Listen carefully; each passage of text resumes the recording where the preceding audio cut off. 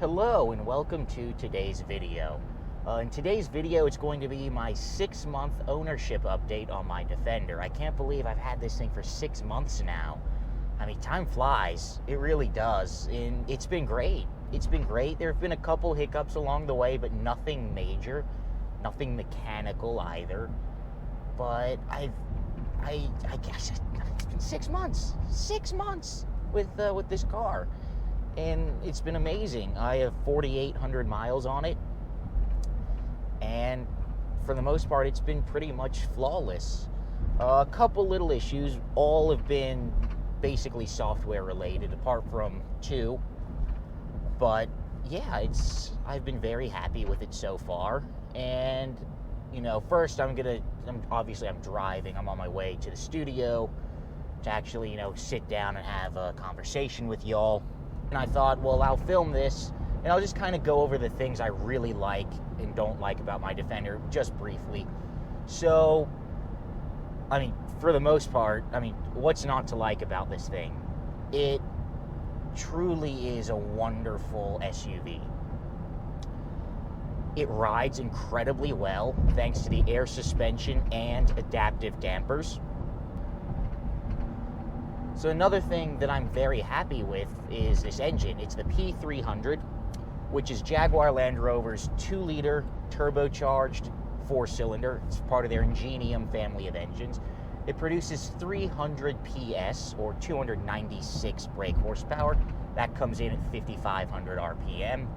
And it makes 295 pound-feet of torque, or 400 Newton meters. That comes in at 1,500 RPM and stays flat all the way up to 4,000 RPM. So it's always in its power band. And if I need to pass someone like this, even on the highway, it's not bad. The ZF 8-speed is quick to downshift. Wow. Okay. And believe it or not, that is jail time. That speed is jail time. This engine's really good. I hate the fake engine noise so much, but it does have more than enough power. There is a little bit of turbo lag. The engine really kind of comes alive around 2,500 to 2,800 RPM.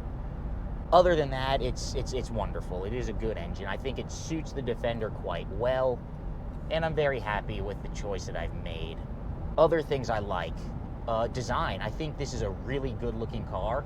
It's modern, but it's still unmistakably a Defender. You take one look at it and it's like, yeah, that's a Defender.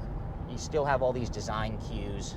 Fog, front and rear fog lights on. That's how you know you are a true enthusiast, especially here in the US, if you have your front and rear fog lights on. The other thing is the interior of this is lovely. I love that it's still luxurious, but it's not as luxurious as my Discovery, and it's certainly not as luxurious as a Range Rover. But at the same time, that's not the Defender's purpose. Luxury is not the Defender's purpose.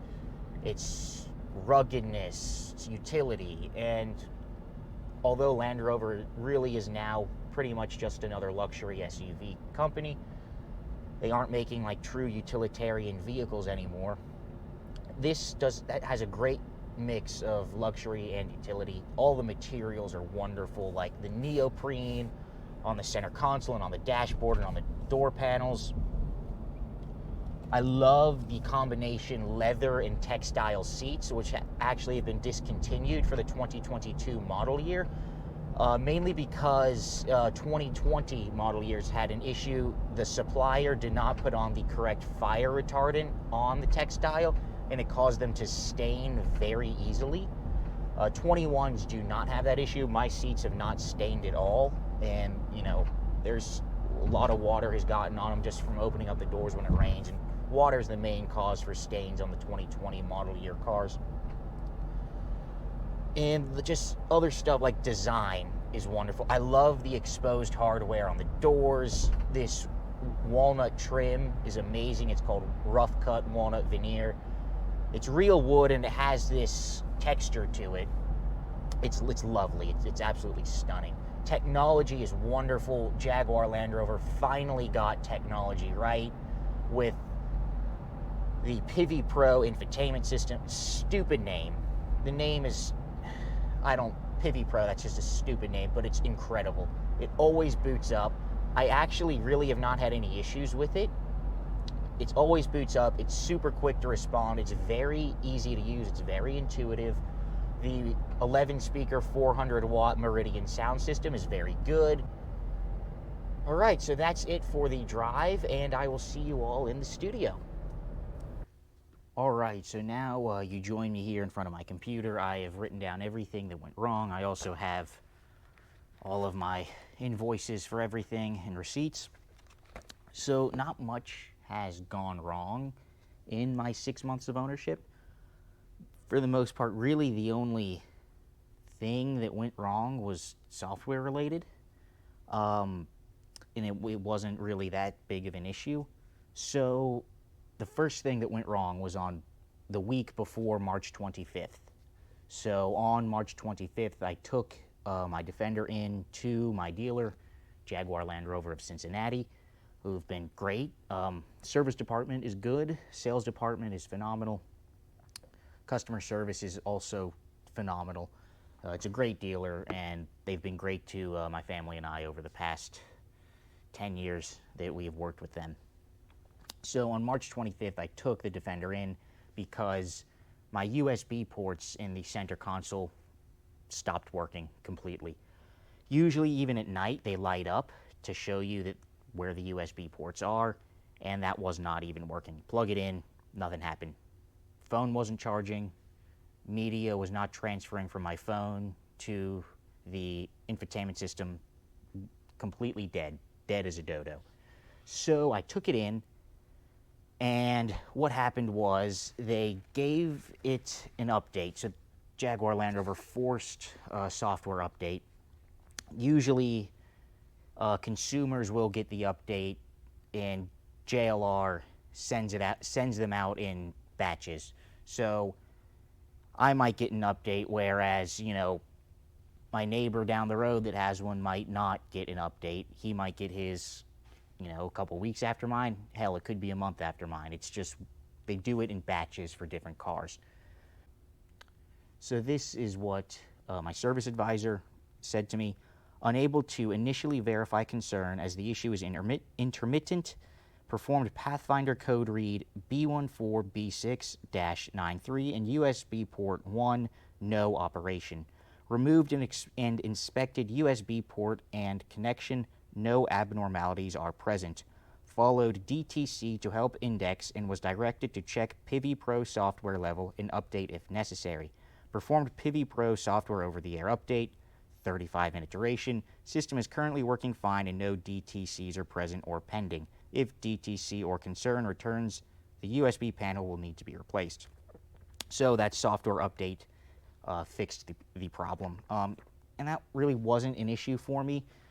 I just used a cigarette lighter to charge my phone, and although I'm one of the people that uses USB just for music, I don't use Apple CarPlay because I hate it. I just have the media on the touchscreen.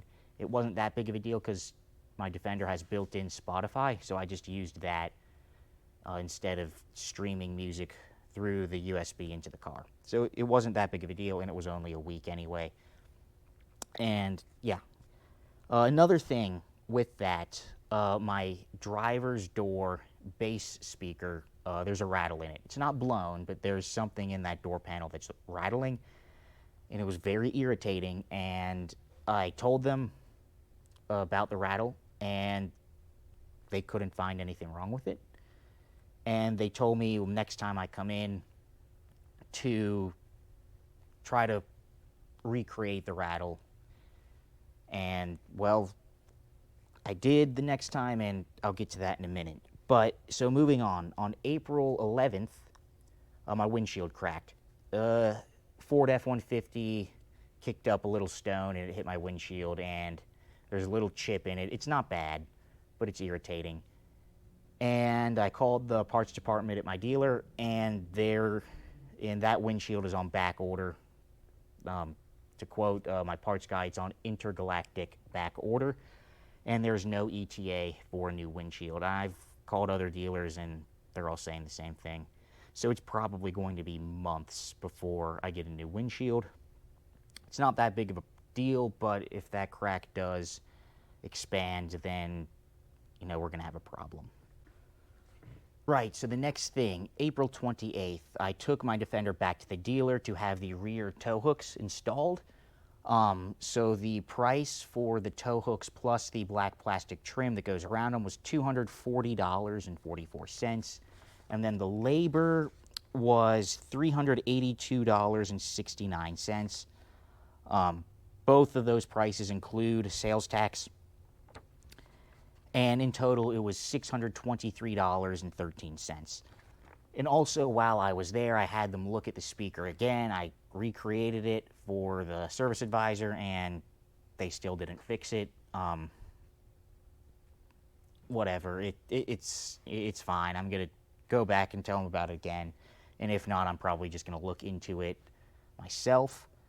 It's not blown, and it's weird. If you put pressure on the speaker grill, the rattle goes away.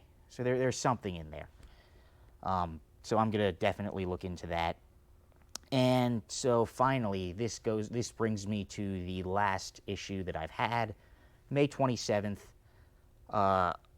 put my golf clubs in the back. I folded down the seats, particularly the left side.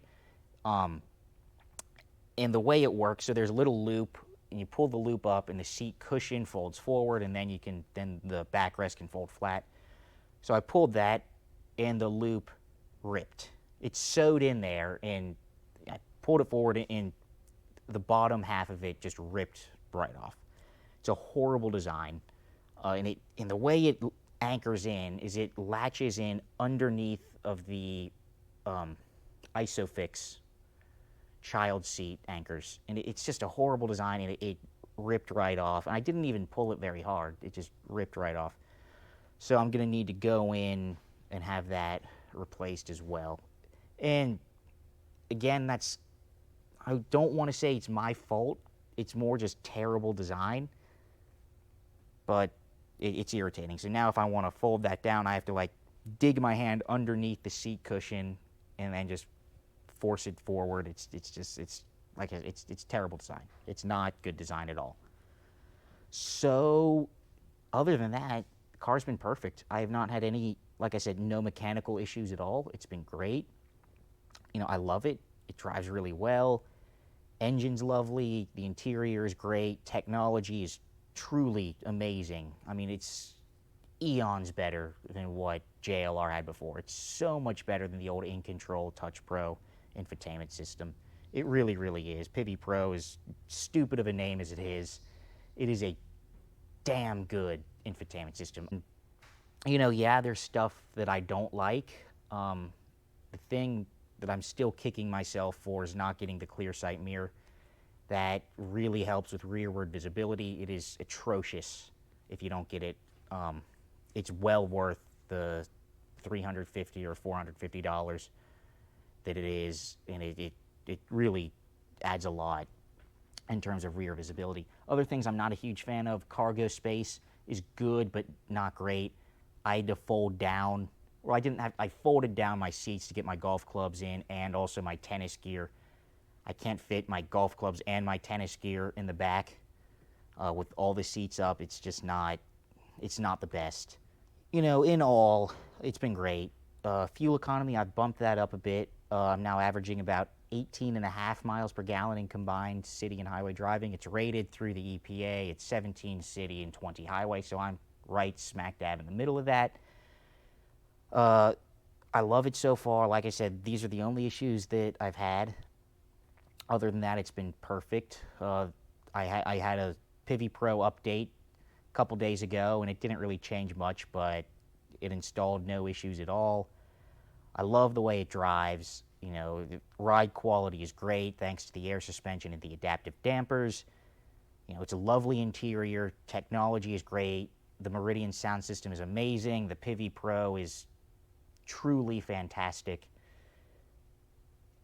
Issues with it, like I said, cargo space, okay, not great. I I can fit my golf clubs in the back, but if I want to fit my golf clubs and all of my tennis gear, I have to fold down at least one of the seats, and that's, you know, fine. But if I have people with me, then that's a little bit of an issue. But for the most part, I don't golf all that much, so it's not that big of a deal for me. And then just, you know, I mean, like I said before, I love the way it looks. I love the way it drives. I love the tech. It's been great. No mechanical issues, like I said before, and I am really happy with it. The P300 engine is great, more than enough power. You know, the P400 is really quick, and if that's something that you want, you should totally go for it. I originally was going to go for the P400, but after driving a P300, I ultimately decided on that, and then the upcoming V8 will be an absolute animal. I'm really looking forward to the V8. Hello. As you can obviously tell, I'm wearing a different shirt. I have different glasses. That's because I'm filming this a month and a half after the actual video because my dumbass forgot to record an outro. So, with that, real quick, there is one small update with my Defender. USB ports stopped working again. So, it's going back to the dealer to have the whole USB panel replaced. Not that big of a deal. It's actually strange because it's intermittent, so most of the time it's not working, but there have been a few times where it has worked. So yeah, it's going to go back for that, but other than the USB panels, everything else is working perfectly. So yeah, I will see you all in the next video. Take care, stay safe, and I'll see you later. Cheers.